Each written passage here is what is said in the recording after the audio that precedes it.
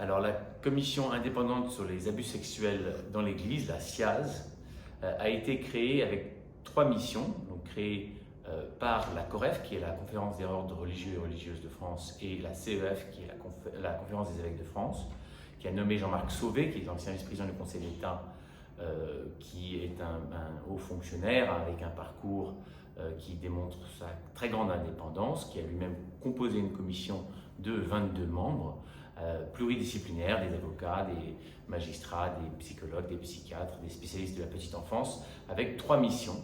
En premier lieu, de déterminer les faits, en somme, ce qu'il s'est passé depuis 1950 pour ce qui est des abus sexuels au sein de l'Église, donc des abus sur mineurs et personnes vulnérables.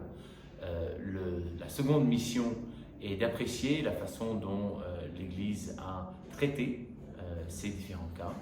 Et enfin, la troisième mission est d'émettre des recommandations afin que cela ne se reproduise plus. Écoutez, certainement, nous nous réunissons donc ce soir dans une réunion publique et nous avons un site internet qui est www.ciase.fr. Nous avons un email qui est victime au pluriel @ciase.fr et un numéro de téléphone que vous pouvez demander soit par email, soit sur notre site internet.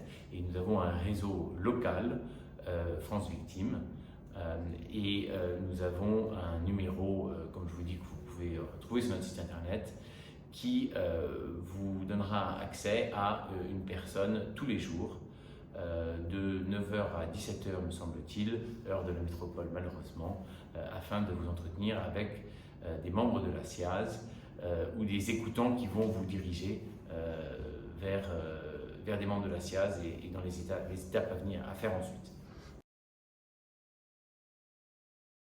Absolument, vous avez raison de le préciser.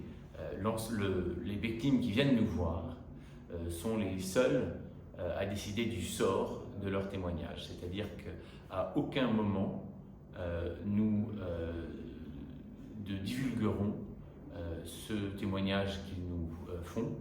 Et vous pouvez d'ores et déjà aller voir les premiers témoignages qui sont sur notre site internet. Ces premiers témoignages sont anonymisés. Si vous ne souhaitez pas voir votre témoignage sur le site internet, il ne le sera pas.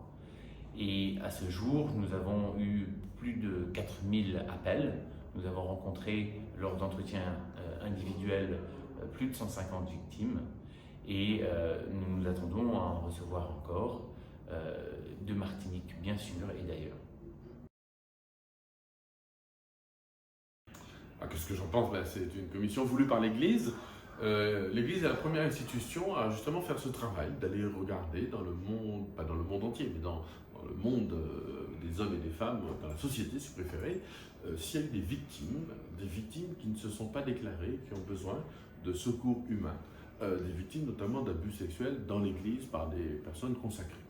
Nous faisons ce travail parce que, notamment pour ces anciennes victimes, qui parfois n'ont pas osé parler, et nous voulons les aider à dépasser ce moment de leur vie, non pas à l'ignorer du tout, au contraire, mais à en parler. Voilà. Donc c'est tout à l'honneur de l'Église. Je pense que l'Église, dans les années prochaines, sera certainement très fière de ce travail, même si pour l'instant, il y a certains chrétiens, catholiques qui ne comprennent pas, qui trouvent qu'on va aller chercher des problèmes, etc. Non, on doit à ces hommes et ces femmes, s'ils ont été victimes, on leur doit une certaine présence, on leur doit un certain amour fraternel.